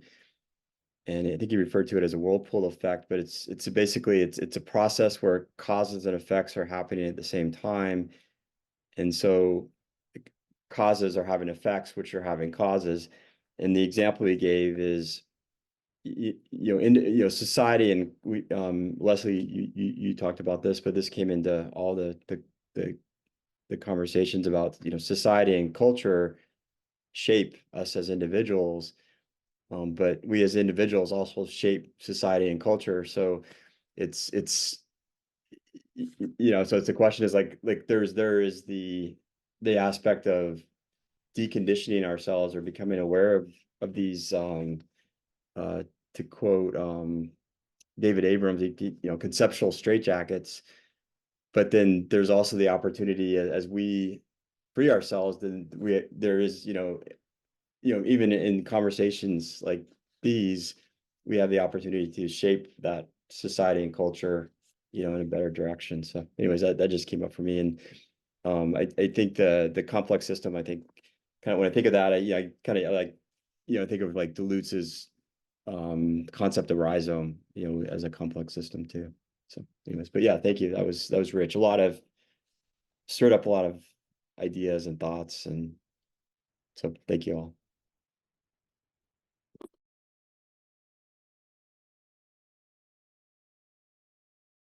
Maybe I'll just go. I'm sorry Sasha isn't here, because she, like, one of the slides that really grabbed me was the slide where she was quoting Deleuze about sensation and saying that it's the opposite of facile. And I have it here, hold on. Opposite of facile and the ready-made and the cliche, but also of the sensational. It has one face turned towards the subject and one turned towards the object. And it's like the first time I've ever heard that, or like that description of sensation coming from like a more somatic orientation. I have like a very binary or maybe one-dimensional perspective on it. And I was just making connections, so just bear with me. The connection I was making from that was jumping to Jonathan's presentation, where he was talking about, I don't know who you were quoting, Jonathan, but somebody who said, like, we don't even know what the body is capable of. And so it just kind of had me thinking about this, the kind of the integral idea of like evolution, right? That there's this thing in integral yoga about like evolving, and everything Debashish said about worlding and like the unknown space, like what that space of possibility, which also goes back to a lot of what Sasha was talking about, where she was like the first and the second makes it the third. And just kind of curious because the last slide that you shared, Jonathan, about the transcendental method and the heterogenic method kind of resonates with this too, because it seems like the transcendental method is kind of this limited place of sensation. Like it stops, there's a stopping point. And it seems like what Deleuze is saying is that there's, you know, more beyond how we think of sensation or how we're thinking about all of these things. There's more, and that's the heterogenic place. So anyway, I was just zigzagging through all these different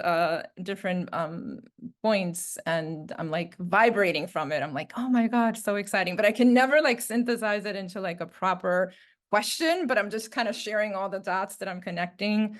And just, yeah, I guess that's all I have. And I don't know if you can say more, Jonathan. You and I have talked offline a little bit about this heterogenic. I'm like, tell me what this is about.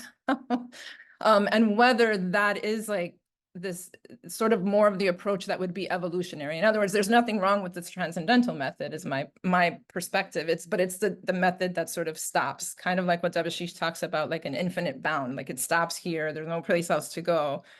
Whereas the heterogenic method sounds like it's a method that's like saying we're both the infinity and we're both the divine and like at the same time, like, and that's the place of tension and possibility.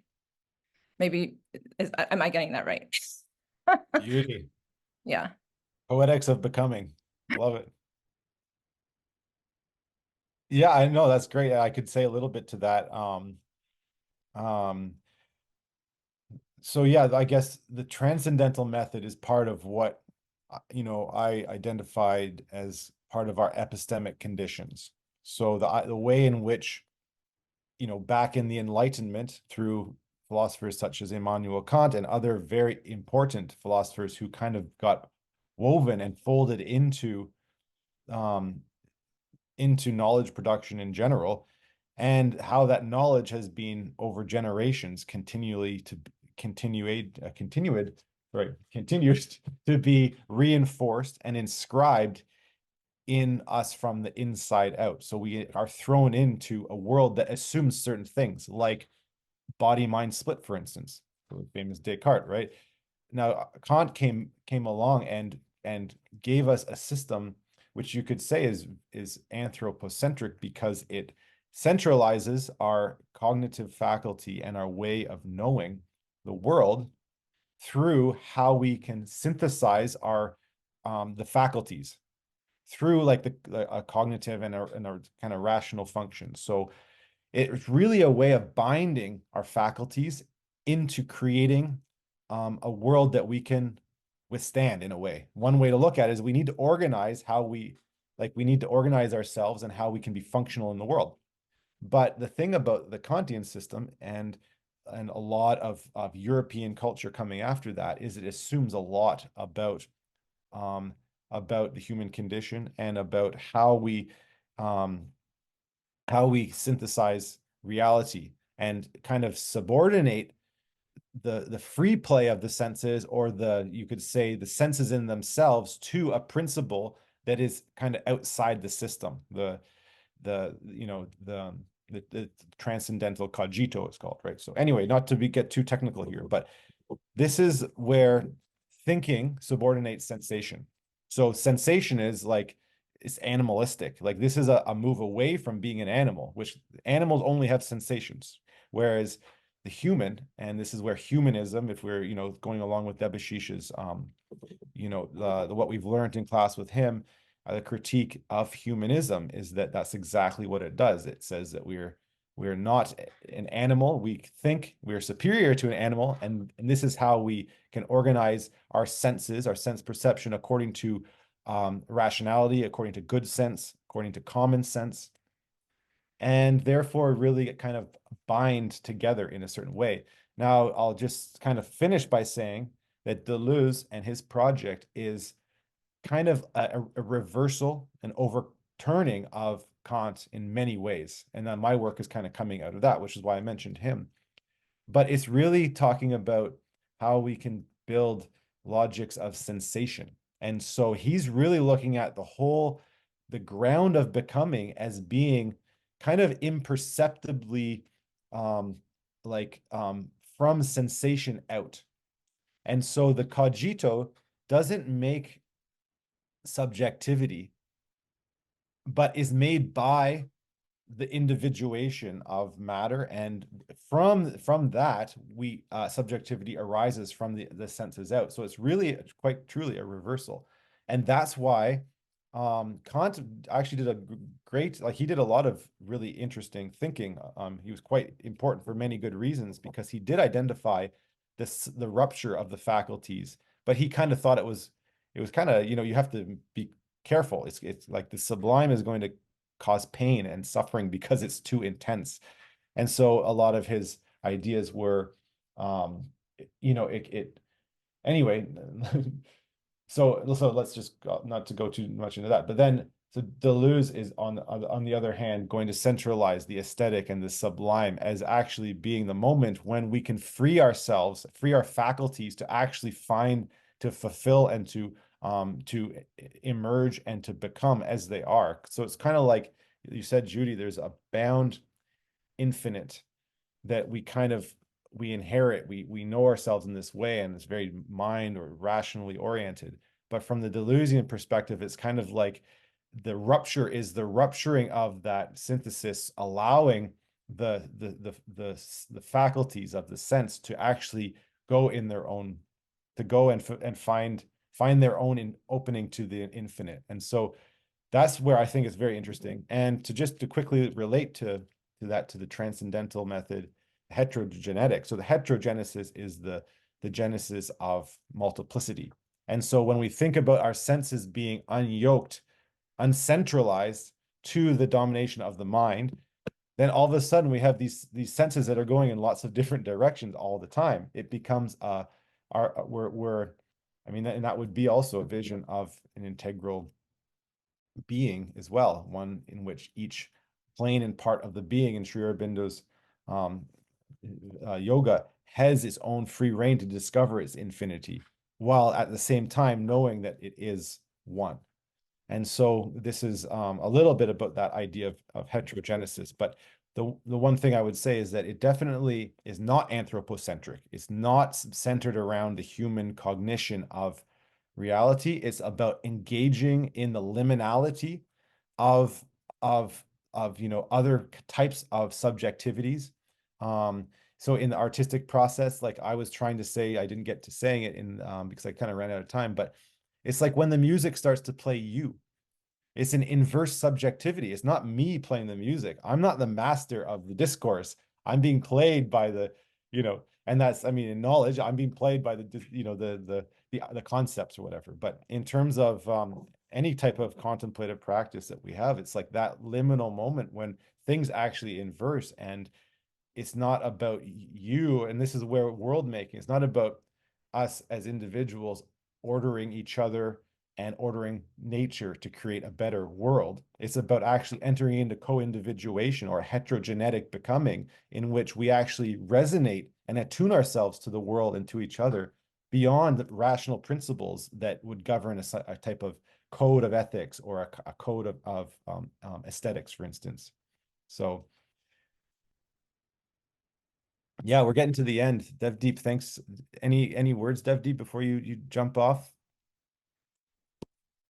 Just that it was so interesting to listen to everyone, and I just love the richness of our cohort and just how many different ways we are approaching life and experience, and how we are all, you know, growing in our own unique ways, and yet there is a kind of underlying commonality, you know, somewhere there's that aspiration for a more authentic human experience. And yeah, it's just I'm always grateful to be amongst everyone.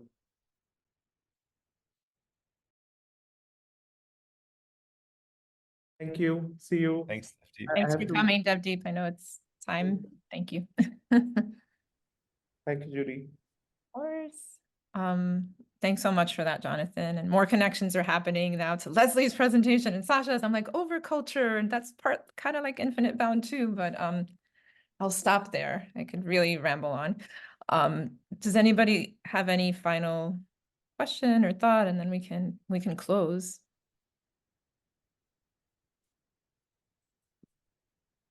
No. Just brilliant. It's just brilliant. So much fun. So brilliant. Love it. Yeah, Ditto. likewise, yeah. And we have 2 more sessions coming up, so I hope to see you all tomorrow. Peter and David will present tomorrow, and Mhm, Scott. mhm. So thank you all. Have a, wherever you are, good day, good night, and we'll reconvene tomorrow. Thanks, Judy, for hosting. Thank you.